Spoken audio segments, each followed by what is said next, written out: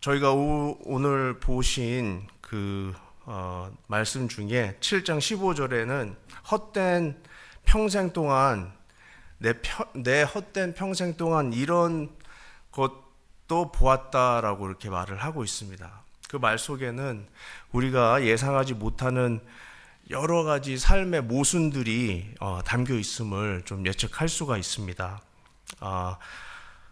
전도서를 쓴 솔로몬이 인생의 마지막 단계에 자신의 삶을 다 돌아보면서 정말 마음을 다해서 쓴 글인데, 삶을 다 살아보니까 솔로몬 눈에는 의로운 사람이 생을 일찍 마감하는 걸 또 봅니다. 이상하다. 그리고 악한 사람이 오히려 너무 오랫동안 잘 삽니다. 떵떵거리면서. 그런 걸 보면서도 이상하다. 기도는 응답이 되지 않고 순종은 즉각적인 보상으로 돌아오지 않는 여러 사람의 삶을 보면서 이상하다. 왜 이렇게 되는 걸까? 우리가 흔히 이렇게 기대를 하면서 저희는 삶을 살아갑니다. 내가 잘하면 자연스럽게 복이 나에게 돌아오고, 내가 잘 못할 때만 나에게 안 좋은 일이 벌어지는 것이 이 세상의 이치다. 이러면서 저희가 잘 살아오는데, 오늘 솔로몬 왕은 저에게 이렇게 말을 합니다. 이 현실은 우리가 생각하고 있는, 아무리 내가 착한 일만 정말 10가지를 다 해도 나쁜 일이 생기는 정말 이치에 맞지 않는 삶을, 또 그런 상황을 만나게 될 거다라고 말을 하고 있습니다. 어떻게 보면 다른 나라에서 한국인으로서 태어나서 이렇게 이민 온 우리의 삶 속에서도 열심히 살아도 길이 막힐 때가 있습니다. 성실하게 정말 누구보다 잠도 안 자고 더 열심히 일을 해도 동양인이라는 결과 때문에 예상과 전혀 다른 억울함을 이렇게 경험할 때도 많이 있습니다. 그럴 때 우리 안에 이런 생각이 들죠.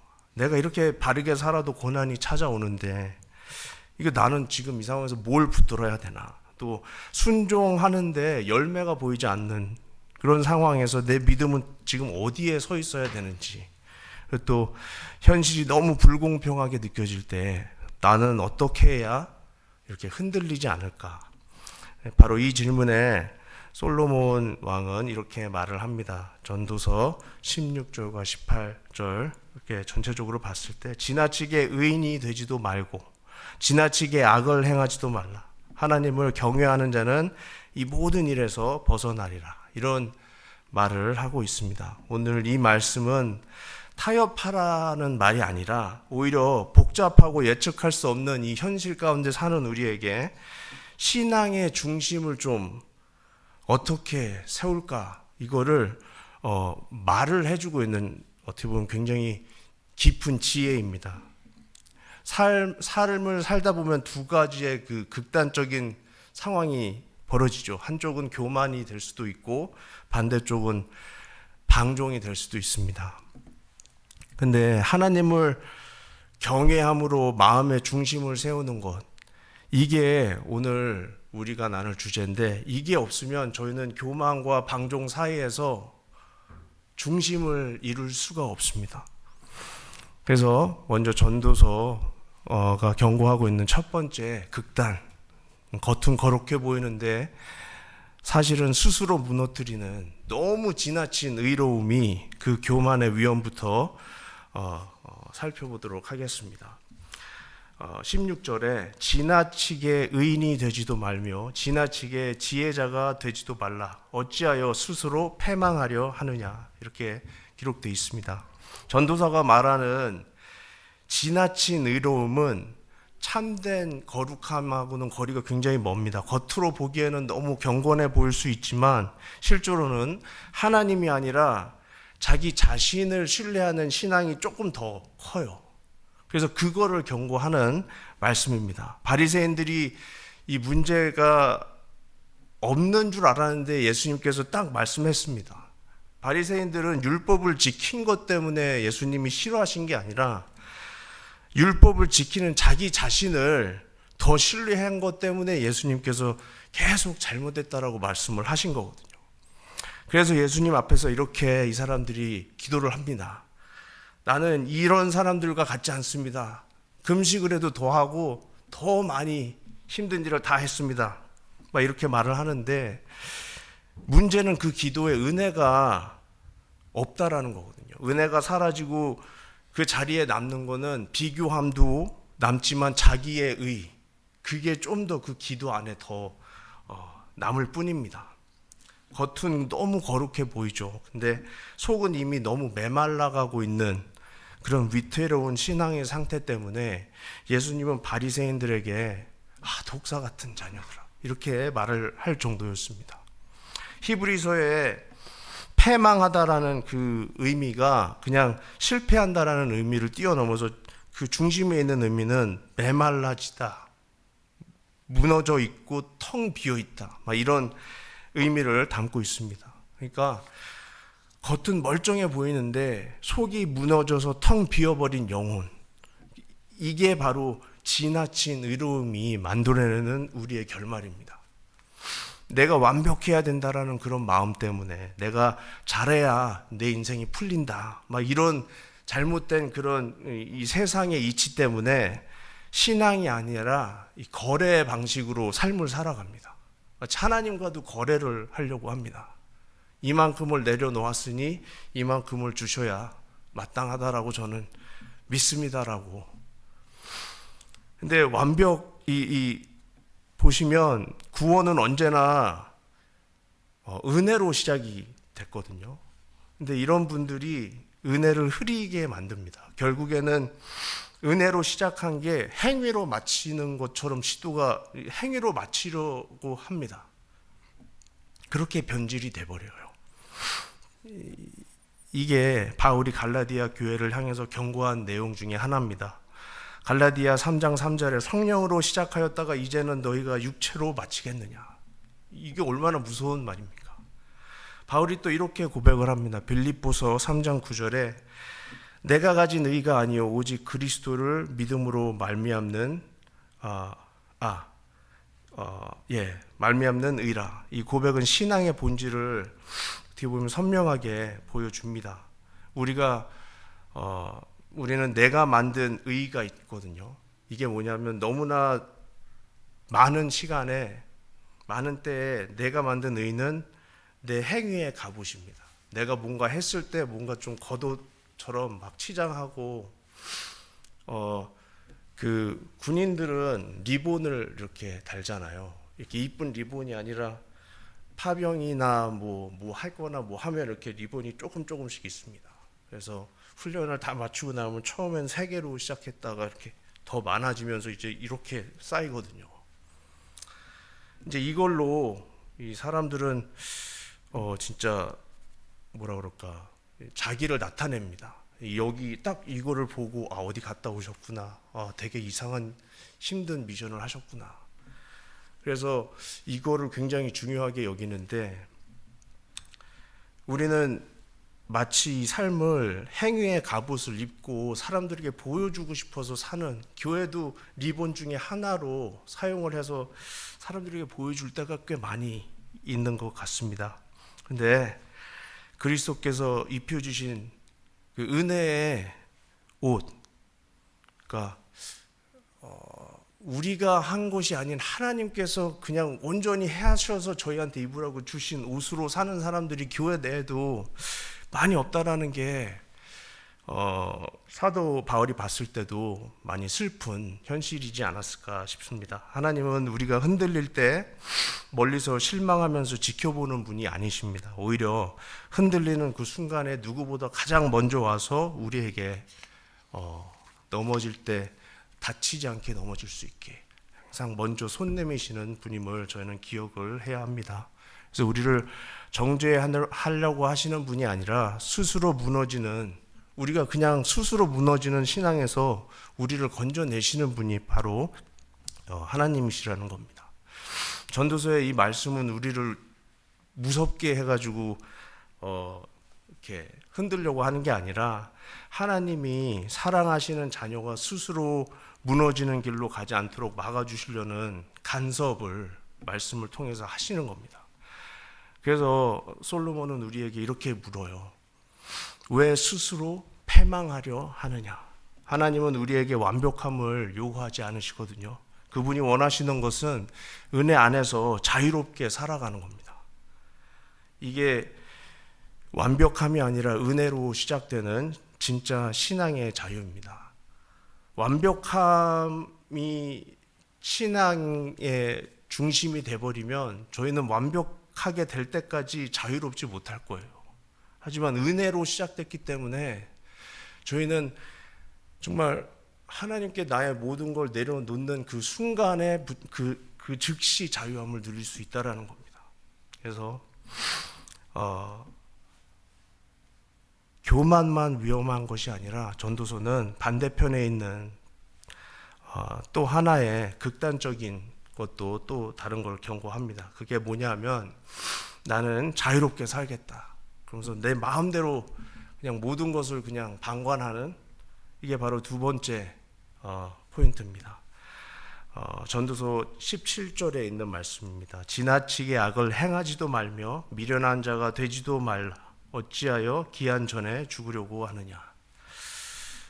첫 번째 포인트가 교만이라고 하는 극단을 경고했으면 이번 포인트는 그 정반대에 있는 겁니다. 방종하는 거. 또 뭐 절제를 하지 않는 거. 전도서가 말하는 지나친 악은 단순한 실수를 말하고 있는 게 아닙니다. 이거는 브레이크 없이 내 마음이 막 소리 지르는 그 욕망을 따라서 내 삶이 막 가고 있는 그런 삶을 말하고 있습니다. 전도서가 기록되던 그 당시에는 예루살렘에 좀 젊은 귀족들 있지 않습니까? 그 사람들이 약간 한국의 오렌지족 들어보셨을 거라고 저는 생각이 되거든요. 아마 추측에 이거 준비하면서 오렌지족이었던 분들도 있을 수 있겠다, 나이대가. 그래서 조심스러운데 아무튼 부유함 속에서 사람들이 마음껏 즐깁니다. 방탕함이 조금 이렇게 방탕의 문화가 좀 퍼지고 있는 때였습니다. 하나님의 말씀이 점점 삶의 중심에서 좀 보여지지 않는, 이제 하고 싶은 대로 사는 그런 분위기가 여기저기 다 보이고 있던 시대였는데, 이런 상황을 바라보면서 솔로몬 왕이 부드럽게 이렇게 말을 합니다. 스스로 무너지는 길로 가지 말라고 말을 합니다. 성경이 말하는 미련한 자는 모르기 때문에 실수하는 그런 사람을 말하는 게 아니라 아는데 신경 쓰지 않는, 스스로 멈추지 않는 사람을 미련한 사람이라고 표현을 하고 있습니다. 그러니까 이런 사람들은 하나님이 뭐라고 하시든 나는 상관없다, 뭐 하고 싶은 대로 나는 사는 게 내 인생의 모토다, 아니면 세상이 이렇게 불공평한데 내가 왜 무슨 규칙이든 뭐 법을 지키면서 살아야 되느냐. 근데 이런 태도는 결국에는 하나님 없이 욕망이 그냥 내 삶의 운전대를 잡게 하는 위험한 생각이고 행동입니다. 물론 브레이크가 없는 자동차는 처음에는 빠르게 달리죠. 더 시원하게 달리는 것처럼 보일 수 있습니다. 그런데 그 속도가 너무 빨라지면 결국엔 그 속도 때문에 다 부서지거든요. 그러니까 방종하는 것도 똑같습니다. 처음에는 너무 자유롭다, 내 마음대로 할 수 있다 하면서 막 가는데 결국에는 부딪히게 되고 깨지고 멈추지 못하는 그런 인생이 됩니다. 그때는 내가 컨트롤할 수가 없어요. 욕망이 잡은 운전대에는 속도만 붙지 방향을 잡고 움직일 수도 없고 그렇다고 안전하지도 않습니다. 그래서 솔로몬 왕이 이렇게 묻습니다. 어찌하여 기한 전에 죽으려고 하느냐. 이거 좀 무서운 말인데 전 좀 웃음이 나오는데 저희는 안 웃네요. 아무튼 어째서 기한 전에 죽으려고 하느냐. 저희 어머님 말씀이 기억이 나네요. 제가 오토바이를 한번, 그런데 딱 이 말씀이었습니다. 어찌하여 기한 전에 죽으려 하느냐. 일찍 죽고 싶으면 타라고. 그래서 타지 않았습니다. 근데 죄는 언제나 달콤하게 시작이 되죠. 근데 그 끝은 항상 완전 처절한 파괴로 이어집니다. 이 어떤 걸 빗대서 말할 수 있냐면, 영적으로 감각이 너무 무뎌집니다. 그리고 마음의 힘이 조금씩 약해져요. 그리고 관계가 하나하나씩 무너지고 사람들이 떠나가고 정체성이 조금씩 희미해집니다. 그러니까 마지막엔 내가 누구인지조차도 모르는 삶을 살게 됩니다. 사람들이 이끄는 대로만 살게 돼요. 겉으로는 멀쩡해 보이는데 그 속에는 그 생명이 없어요. 이게 바로 성경이 말하는 기한 전에 죽는 삶입니다.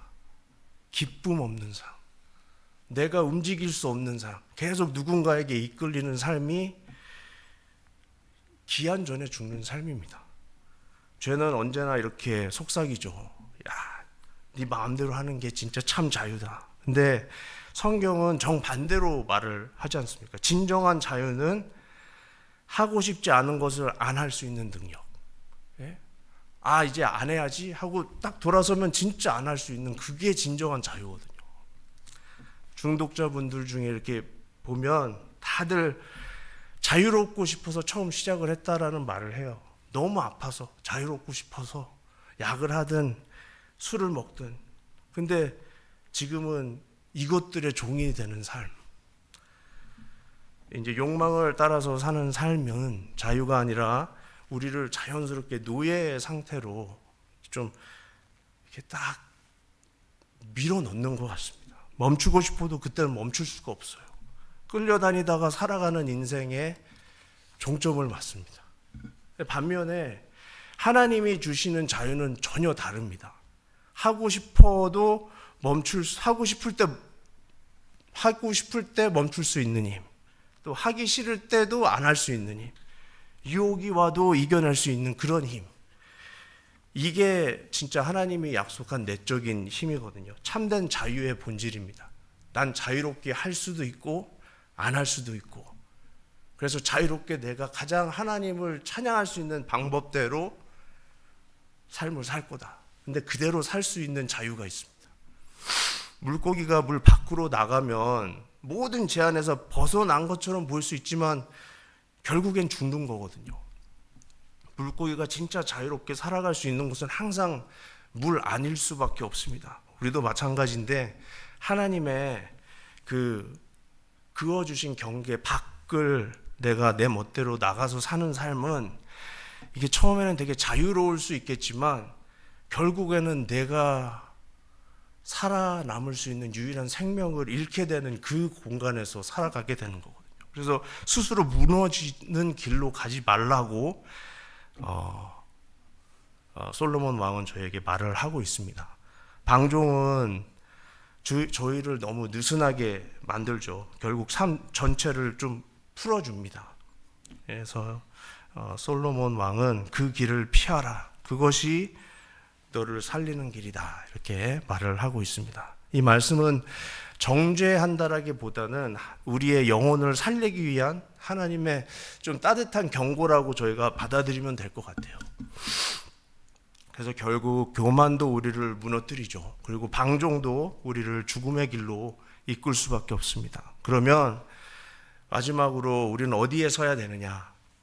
그래서 전도서의 저자가 저희에게, 솔로몬 왕이 저에게 이렇게 말을 합니다. 하나님을 경외하는 자가 이 모든 일에서 벗어나니라.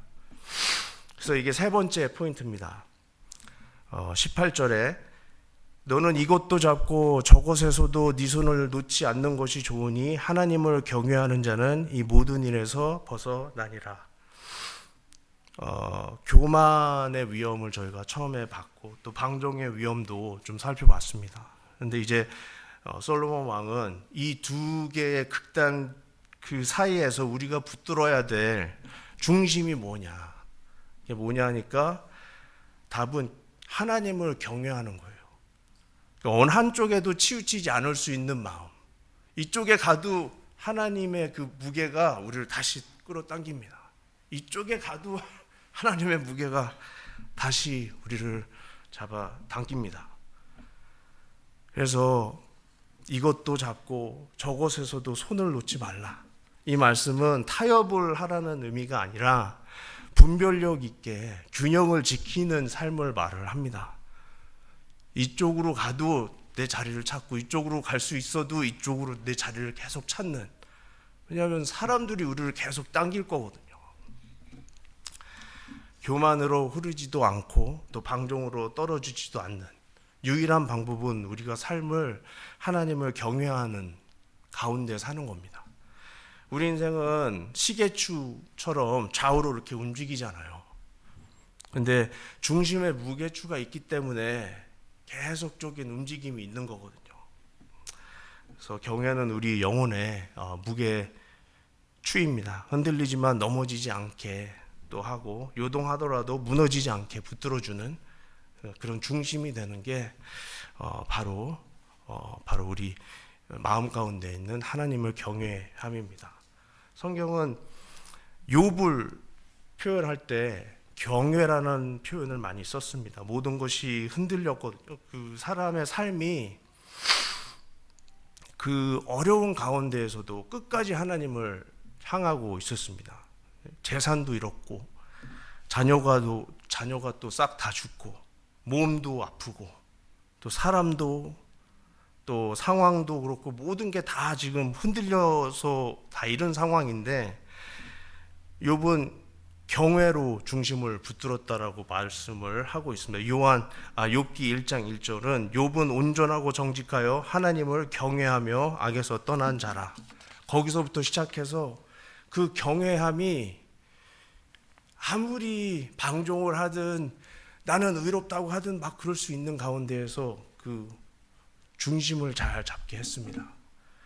욥은 자기의 상황이 아니라 하나님의 성품에 오히려 더 기대서 똑바로 서 있을 수 있었던 사람이었습니다. 이게 그 경외의 힘입니다. 이사야 33장 6절에 경외함이 너의 보배니라, 이런 말이 있습니다. 경외는 단순하게 우리가 하는 태도가 아니라 인생을 붙드는 보석 같은 그런 능력이다라고 말을 합니다. 경외는 우리가 이제 얻을 수 있는, 인간으로 얻을 수 없는 지혜, 우리의 안정이고 흔들리는 삶을 좀 우리가 이제 무게감 있게 버텨내게 하는 좀 내면의 무게라고 보시면 될 것 같아요. 그래서 네 가지가 굉장히 중요하다라고 합니다. 우리가 하나님을 경외할 때 이 네 가지가 없으면 안 된대요.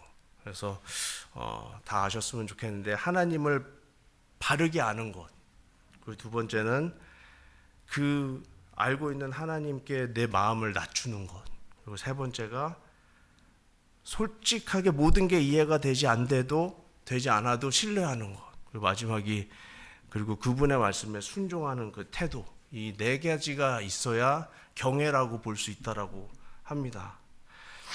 그래서 하나님을 경외하는 마음은 우리의 삶을 좀 단단하게 지탱해 줄 수 있는 것 같습니다. 교만을 이제 좀 낮춰주는 것, 내가 주인이다라는 착각에서 벗어나게 하는 것.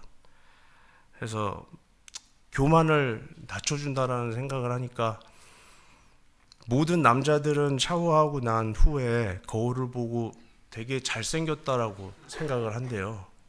거의 열이면 열. 네. 근데 그래서 저는 잘 모르겠습니다. 저는 정말 그렇게 보이거든요. 아무튼 교만을 낮춰야 되는 게 있습니다. 목사님들도 피해갈 수 없는 게, 내가 갖고 있는 게 그래도 가장 좋은 거였으면 하는 그런 게 있거든요. 두 번째는 우리가 하나님을 경외하는 마음이 있을 때 교만뿐만 아니라 우리가 방종할 수 있는 것을 좀 못하게 해줘요. 욕망이 막 땡겨도 우리가 그것을 멈출 수 있는 그런 힘이 있습니다. 아까 말씀드린 것처럼 진정한 자유는 내가 하고 싶지 않은 것을 안 할 수 있는 능력이라고 말씀드린 것처럼, 이것을 할 수 있는 것은 하나님을 경외할 때만 내가 가던 길을 돌아서 갈 수 있습니다. 세 번째는 상황이 아니라 하나님의 성품의 뿌리를 내리게 되는 것. 삶이 흔들려도 마음의 중심이 무너지지가 않아요. 그럴 때는. 그러니까 억울하게 욕을 먹어도 하나님의 성품에 이 경외함이 있는 사람들은 오히려 욕하는 분들의 혈압을 더 걱정합니다. 여기 쓰러지시면 그만큼 마음의 여유가 있습니다. 예. 왜냐하면 이 상황이 그냥 받아들이는 거죠. 어쩔 수 없는 상황인데, 그러니까 그 상황에서 하나님의 성품을 우리가 또 드러내는, 마지막은 감정이 아니라 또 진리 위에 저희가 서 있을 수 있게 됩니다. 내 기분이라기보다는 하나님의 말씀으로 우리가 판단할 수 있게 되는 거죠. 그래서 물어야 되는 게, 우리의 중심추는 어디에 있느냐라고 물을 수밖에 없죠. 우리가 기분이 될 수도 있습니다. 우리의 그 중심추가 내 기분이 될 수도 있고, 돈이 될 수도 있고, 내 식구가 될 수도 있고, 또 상황이 될 수도 있고, 아니면 하나님이 될 수도 있죠. 하나님이라 믿습니다.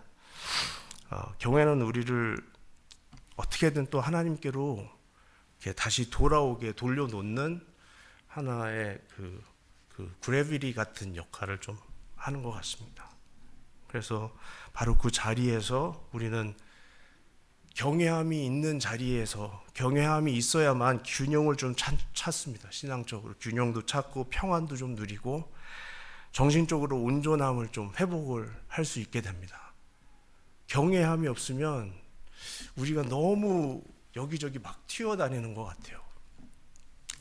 그래서 경외는 흔들리는 삶 속에서도 우리를 정말 중심에 세워주시는, 하나님의 말씀 또 하나님의 임재 중심에 세워줄 수 있는 하나의 그런 큰 힘의 역할을 한다라는 것을 저희가 잊지 않았으면 좋겠습니다.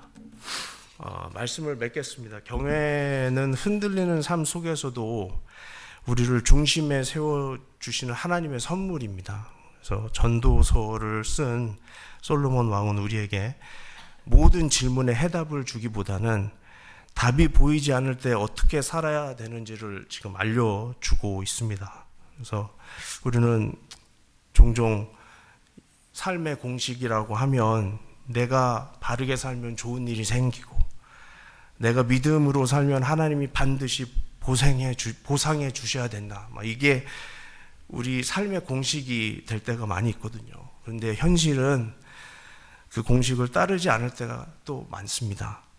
순종했는데 길이 막힐 때도 있고, 기도했는데 오히려 응답이 눈에 보이지도 않고 신기루처럼 사라질 때도 많고, 최선은 다했는데 결과가 마음대로 나오지 않을 때도 많이 있습니다. 이런 복잡하고 불확실한 세상 속에서 전도서가 저희에게 말하는 것은, 그럴수록 중심을 지키라고, 하나님을 경외함으로써 중심을 지키고 서 있으라고 말을 하고 있습니다. 그래서 세 가지 삶의 태도를 저희가 봤거든요. 교만한 자는 자신의 의로 무너진다라는 것. 두 번째는 방종한 자는 자신의 욕망에 끌려서 무너진다라는 것. 그리고 마지막 세 번째는 하지만 하나님을 경외하는 자는 흔들려도 그 중심을 지켜낸다라는 것. 어떤 지진이 와도 하나님을 경외하는 분들은 중심을 찾아서 흔들리지 않습니다. 그래서 친구도 하나님을 경외하는 친구를 사귀면 좀 안전하대요. 기도도 많이 해주고. 그래서 이제 우리의 삶이 그 경외함 위에 세워지기를 소망합니다. 잠깐 기도하시겠습니다. 하나님,